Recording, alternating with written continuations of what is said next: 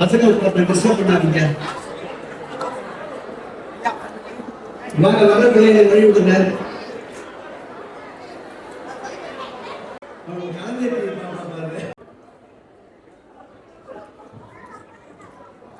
அன்னை தமிழுக்கு முதல் வணக்கம், அவைக்கு மறு வணக்கம். மஞ்சள் சால்வை அணிந்திருக்கும் அந்த மாணிக்க வாசகனை, கருப்பு கண்ணாடி அணிந்திருக்கும் அந்த கணிதத்து பரணியை இமயத்தில் வைத்து இருசக்கர வாகனத்தில் தமிழ் தாய் தகதகவென பெற்றெடுத்தாள். அந்த தமிழ் தாய் பெற்றெடுத்த புலவன் வேற யாரும் இல்லை, நமது மூக்கில்லா முத்தமிழறிஞர் கலைஞர் அவர்களை வணங்கி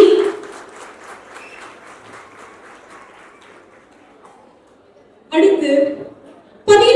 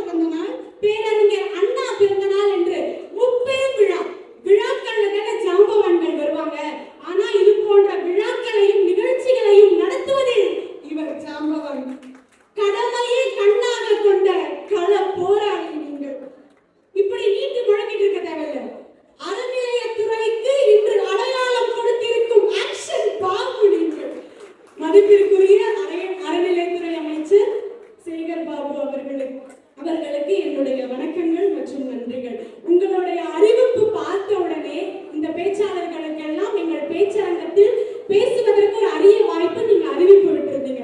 அதை பார்த்தோன்னே எனக்கு ஏற்பட்ட மகிழ்ச்சிக்கு அளவே இல்லை. நான் நினைச்சேன் பேச்சு போட்டியோட திமுகவுல நம்மளோட பயணம் முடிஞ்சிருச்சு அப்படின்னு நினைச்சேன். அந்த அறிவிப்பு விடுத்ததற்கும் இந்த விழாவிற்கு வருகை புரிந்ததற்கும் நன்றிகள். பெருநகர சென்னை மாநகராட்சியின் மேயராக தேர்ந்தெடுக்கப்பட்டுள்ள ஆர். பிரியா எனும் நான். அக்கா, நான் உண்மையா சொல்றேன், நீங்க அந்த மாதிரி அங்க நின்று பேசுறப்போ திமுகவுல மட்டும் நம்பிக்கை ஏற்படல, இது போன்ற தமிழ்நாட்டு பெண்களிடத்தில் நம்பிக்கையை ஏற்படுத்தியவங்க. ஏன்னா சொல்றேன்னா, உழைக்கும் பெண்கள் இளம் வயதில் தலைமை வந்தா கூட பரவாயில்ல, எத்தனை பொறுப்பு வேணாலும் பெண்ணை உன்னால் ஏற்க முடியும், இதுவும் அதில் ஒன்று என்று நீங்கள் ஒவ்வொரு மேடையிலும் கம்பீரமாக பேசும் பொழுது அனைத்து பெண்களிடத்திலும் நம்பிக்கை ஏற்படுத்துகிறீர்கள்.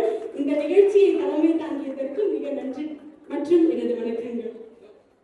அடுத்ததாக இவங்களை பத்தி சொல்லணும்னா, விவாத மேடையில தீப்பிழமாய் பார்த்த முகம் எங்கள் அம்மா அருள்மொழி அம்மா. அவங்க முகத்தை கொஞ்சம் பாருங்களேன், தீப்பிழமாய் பார்க்கிற மாதிரியா இருக்கு.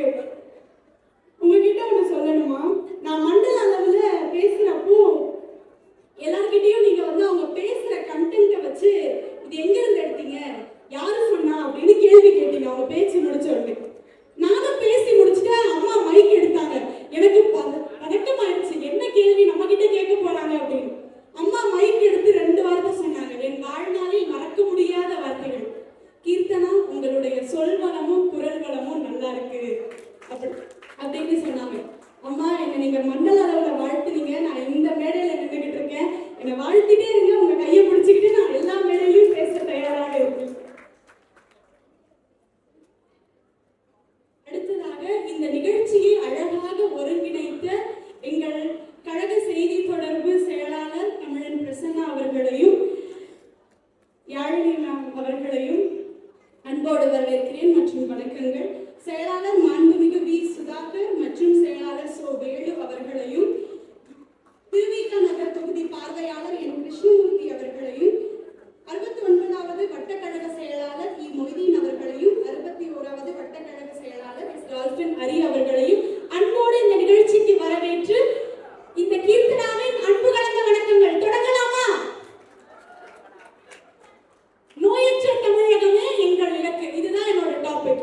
இது கேட்ட உடனே எனக்கு முதல்ல மைண்ட்ல என்ன வந்துச்சுன்னா, எந்த துறையும் பொதுவா குறிப்பா சொல்லணும்னா மருத்துவத்துறை, மருத்துவம் அப்படின்னு வந்துருச்சுனாலே இங்க நாங்க தான் கிங்கு, தமிழ்நாடு தான் கிங்கு.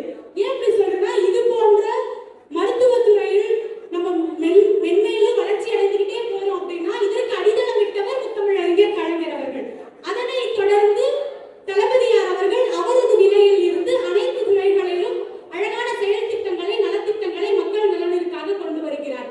அவரோட அந்த லைன்ல அடுத்ததாக மருத்துவத்துறையில் மிகப்பெரிய புரட்சியை உருவாக்கியவர்கள்.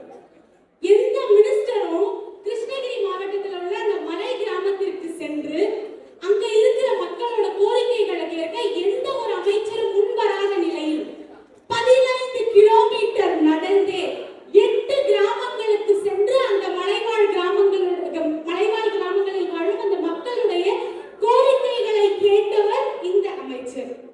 யாரு? இவரை மாரத்தான் மன்னர் என்று அழைக்கலாம். இவர் மக்களின் நாயகர். எங்கள் மருத்துவ மற்றும் மக்கள் நல்வாழ்வுத்துறை அமைச்சர் மா. சுப்பிரமணியம் அவர்கள் செய்த மருத்துவ புரட்சிக்கு ஈடே இல்லை. மக்களை தேடி மருத்துவம், மக்களை தேடி மருத்துவம்க்கு நான் சின்னதா ஒரு நிகழ்வு சொல்றேன். தீபாவளி எல்லாரும் நல்லா கொண்டாடி இருப்பீங்கல்ல. தீபாவளிக்கு எங்க ஊர்ல இருந்து எங்க பாட்டி வந்திருந்தாங்க. எங்க அம்மா அப்ப சாப்பாடு போட்டுக்கிட்டே கேட்டாங்க, மாத்திரை எல்லாம் சரியா போடுறியாமா, மாத்திரை எல்லாம் வாங்கி வச்சிருக்கியா அப்படின்னு. உடனே எங்க பாட்டி அதுக்கு பதில் சொல்றாங்க, மருந்து வீட்டை தேடி வருதுமா, நான் எதுக்கு போயிட்டு மருந்து கடையில வாங்கணும் அப்படின்னு சொல்றாங்க. இதுதான் மக்களை தேடிய மருத்துவம். திராவிட மாடல் அரசு கொடுத்த மக்களை தேடிய மருத்துவம். யாரும் வீட்டை விட்டு வெளியே போக தேவையில்லை. உங்களுக்கு இந்த நோயா, உங்களுக்கு இந்த நோய்க்கு இந்த மருந்து சாப்பிடணும்னா அது நாங்க வீட்டை தேடியே வந்து கொடுக்கிறோன்னு இதுவரைக்கும் எந்த மாநிலத்திலேயும் எந்த ஆட்சியும் கொடுக்கவில்லை. திமுக கொடுத்திருக்கிறது, திராவிட மாடல் ஆட்சி கொடுத்திருக்கிறது. நம்மை காக்கும்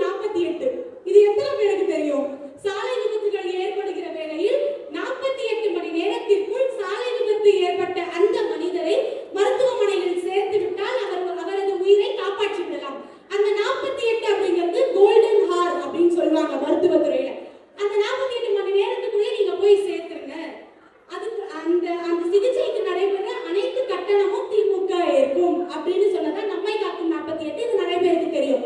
தெரியாத ஒரு விஷயத்த சொல்றேன் பாருங்களேன். இப்போ ஒருத்தவங்களுக்கு ஆக்சிடென்ட் ஆகுது, அவங்களை கொண்டு போயிட்டு ஹாஸ்பிட்டல்ல சேர்த்தாதான் அந்த சிகிச்சை நடைபெறும் இலவசமாக. யார் கொண்டு போய் சேர்ப்பா? ஆக்சிடென்ட் நடக்குதுன்னா இப்ப இருக்கிற இளைஞர்கள் எல்லாம் அந்த வீடியோ எடுத்து போடுறதுலயோ அதெல்லாம் முனைப்பா இருப்பாங்க. இதை நன்கு உணர்ந்த தளபதியார் அவர்கள், நீ அப்படி பண்றியா, ஒன்ன வந்து இந்த விபத்துக்குள்ளானவரை ஹாஸ்பிட்டல்ல கொண்டு வந்து சேர்க்கிறதுக்கு அவர் என்ன கொண்டு வராருன்னா நற்கருணை வீரன் திட்டம். இது எத்தனை பேருக்கு தெரியும் தெரியல. நற்கருணை வீரன் திட்டம் அப்படின்னா என்னன்னா, யார் வந்து அந்த ஆக்சிடென்ட் ஆகுது இல்லையா அவங்கள கொண்டு போயிட்டு ஹாஸ்பிட்டல்ல சேர்க்கிறாங்களோ அவங்களுக்கு நற்கருணை வீரன் என்ற பட்டமும் வழங்கி ரூபாய் 5000 ஊக்கத்தொகையாக அளிக்கும் திட்டத்தை தளபதியார் அவர்களுடைய திராவிட மாடல் ஆட்சி கொண்டு வந்திருக்கிறது என்றால் இதற்கு மேல் என்ன வேண்டும்? பெருமைப்பட வேண்டும் இங்க இருக்கும் அனைவரும். இது போன்ற மாபெரும் எப்படி சொல்றது தலைவர் தளபதி இவங்க கீழே இவங்களோட ஆட்சியில நம்ம எல்லாம் இருக்கிறத நினைச்சு நம்ம அனைவருமே பெருமைப்பட வேண்டும். வருமுன் காப்போம் திட்டம், வருமுன் காப்போம் திட்டம் கலைஞர் அவர்கள் 2007ஆம் ஆண்டு கொண்டு வருகிறார். கடந்த 10 ஆண்டு காலமா இது வந்து செயல்பாட்டில் இல்லை. நம்மளோட தளபதி அவர்கள் பதவி ஏற்றவுடன் இந்த வருமுன் காப்போம் திட்டத்தை பெயர் மாற்றி கலைஞரின் வருமுன் காப்போம் திட்டம் என்று உருவாக்கி சுமார் 3 ஆண்டுகளில் 4042 முகாம்கள் நடைபெற்றிருக்கிறது. அனைத்து நோய்களும் தடுக்கப்பட்டிருக்கிறது இந்த திட்டத்தின் மூலமாக என்று கூறினால் இதுதான் திராவிட மாடல் அரசு, இதுதான் மக்களின் அரசு. புதிய ஆரம்ப சுகாதார நிலையங்கள்லாம் கொண்டு வராங்க. இந்த குஜராத்ல நான் வந்து இன்ஸ்டாகிராம்ல ஒரு பிக்சர் பார்த்தேன். இந்த குஜராத்ல ஆரம்ப சுகாதார நிலையம்னு வச்சிருக்காங்க. எப்படி? ஒண்ணுமே இல்ல, ஒரு மரத்துல ஒரு பதாகையில ஆரம்ப சுகாதார நிலையம்னு எழுதி போட்டிருக்காங்க. உள்ள போனா யாருமே இல்ல, பழுதடைந்த கட்டடமாக இருக்கிறது. அங்க டாக்டரும் இல்ல. அது போன்ற குஜராத் மாடல் எங்கள் கையில் இல்லை, திராவிட மாடல் எங்கள் கையில் இருக்கிறது. அதனால்தான் 25 புதிய சுகாதார நிலையங்களை தளபதியார் அவர்கள் துவக்கி வைக்கிறார். மேலும் 100 சுகாதார நிலையங்களை கொண்டு வருவதற்கான திட்டங்கள் நடைமுறையில் இருக்கின்றது. முதலமைச்சரின் விரிவான காப்பீட்டு திட்டம். இது எனக்கு எப்படி சொல்லி பழக்கம்னா, உயிரை காக்கும் கலைஞர் காப்பீட்டு திட்டம். இப்ப நான் திட்டங்கள் இது இப்படிலாம் இருக்கு, இவ்வளவு பயனடையுதுன்னு சொல்றேன் இல்லையா, ஒரு கதை சொல்றேன், ஒரு குட்டி ஸ்டோரி சொல்றேன். அவங்க பாணியில இல்ல, இது திமுகவின் குட்டி ஸ்டோரி. யாரெல்லாம் கேட்க தயார்? சென்னை குரோம்பேட்டை அஸ்தினாபுரத்தில் ஒரு அழகான குடும்பம் வாழ்ந்து வருகிறது. அந்த குடும்பத்தில் ஒரு அப்பா, 2 பெண் குழந்தைகள், ஒரு அம்மா. அந்த அப்பாவோ மரசிற்ப தொழிலாளி, அம்மாவோ பிள்ளைகளை பார்த்துக் கொண்டு அவ்வப்போது தையல் வேலை செய்வார். ஒரு குருவி கூட்டை போல மகிழ்ச்சியாக இன்பமாக அந்த குடும்பம் வாழ்ந்து வந்தது. ஆனால் இந்த குருவி கூட்டை உடைக்கும் அளவிற்கு வெடித்தது ஒரு செய்தி. அந்த அப்பாவிற்கு சிறுநீரக பிரச்சனை என்ற பெயரில். ஒரு மரசிற்ப தொழிலாளியால் எவ்வளவு லட்சங்களை புரட்டிவிட முடியும் தோழர்களே? அந்த தையல் வேலை செய்யும் அம்மாவால் எவ்வளவு லட்சங்களை புரட்டிவிட முடியும்? அந்த ஆண்குருவி இல்லை என்றால் அந்த குடும்பம் என்ன ஆவது என்று அனைவரும் வேதனையிலும் சோதனையிலும். அப்பொழுது அந்த குடும்பத்திற்கு வெளிச்சமாய் அமைந்ததுதான் கலைஞர் அவர்கள் கொண்டு வந்த உயிரை காக்கும் கலைஞர் காப்பீட்டு திட்டம். ஒரு தலைவருக்கு நம்ம குடும்பத்துல எத்தனை பேர் இருப்பாங்க? எங்க குடும்பத்துல 4 பேர், குறைஞ்சபட்சம் 5-6 பேர் இருப்பாங்களா ஒரு குடும்பத்திலையும். ஆனால் கலைஞர் அவர்களுடைய குடும்பம் என்பது 6 கோடி தமிழின மக்கள். அந்த குடும்பத்தின் மீது எவ்வளவு அன்பு இருந்திருந்தால் சிகிச்சைக்கு பணம் இல்லாமல் என் குடும்பத்தில் ஒரு உயிர் கூட போய்விடக் கூடாது என்று கருதி கலைஞர் அவர்கள் கொண்டு வந்த திட்டம் தான் கலைஞர் காப்பீட்டு திட்டம். அந்த திட்டத்தின் மூலமாக அந்த அப்பாவிற்கு சிறுநீரகம் மாற்றப்பட்டது. மீண்டும் அந்த குடும்பம் செழித்து இன்பமாக வாழ்ந்து வருகிறது. இது வேற யாருடைய கதையும் இல்லை, என் சொந்த குடும்பத்தின் கதை. அந்த 2 பெண் குழந்தைகளில் முதல் பெண் குழந்தை நான் இங்கு நின்று பேசிக் கொண்டிருக்கிறேன். என் அப்பா அங்கு உட்கார்ந்து கேட்டுக் கொண்டிருக்கிறார். இதற்கு அடித்தளமாக இருந்ததே கலைஞர் அவர்கள் கொண்டு வந்த கலைஞர் காப்பீட்டு திட்டம் தான். உறுப்பு தானம் திட்டம். உறுப்பு தானம் திட்டம் எல்லாருக்கும் சொல்லும் போதே புரியுது இல்லையா? ஆனால் உறுப்பு தானம் செய்பவர்களுக்கு அரசு மரியாதை எந்த ஒரு மாநிலத்திலையும் நான் கேள்விப்பட்டதில்லை. இப்போ சமீப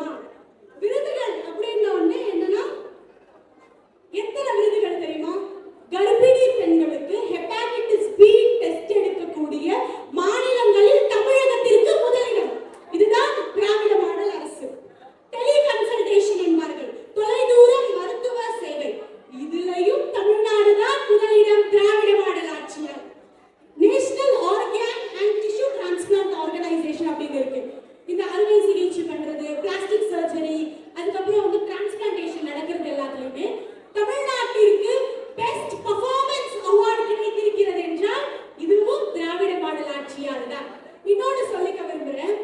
நேஷனல் அஷூரன்ஸ் அவார்ட் அப்படின்னு ஒன்று, நேஷனல் குவாலிட்டி அண்ட் அஷூரன்ஸ் அவார்ட்னு ஒன்று இருக்கு. 2012 தொடங்கி, நல்லா கவனிங்க, பேசாதீங்க. 2012 தொடங்கி 2021 வரை 10 ஆண்டுகளில் தமிழகத்திற்கு இந்த national quality and assurance standards கொடுத்த விருதுகளின் எண்ணிக்கை வெறும் 69. ஆனால் தளபதியார் அவர்கள் பொறுப்பேற்றவுடன் 3 ஆண்டுகளில் எவ்வளவு அவார்ட்ஸ் வாங்கியிருப்போம்? கொஞ்சம் யாராவது சொல்லுங்க பார்ப்போம். எவ்வளவு அவார்ட்ஸ் வாங்கியிருப்போம்? 10 ஆண்டுகள்ல 69 அவார்ட்ஸ் தான் வாங்கியிருந்தோம் இந்த மருத்துவத்துறைக்கு. ஆனால் தளபதியார் அவர்கள் பதவியேற்று 3 ஆண்டுகள் ஆகிவிட்டது. இந்த 3 ஆண்டு காலத்தில் நமக்கு கிடைத்த விருதுகளின் எண்ணிக்கை 545 விருதுகள் பெற்றிருக்கிறோம் தோழர்களே. இதுதான் தளபதியார் அவர்களுடைய திராவிட மாடல் ஆட்சி. இதுதான் தளபதியார் அவர்கள் நோயற்ற தமிழகத்திற்கு போடும் அடித்தளம். எய்ட்ஸ் கட்டுப்பாடு சங்கம்னு ஒன்று இருக்கு.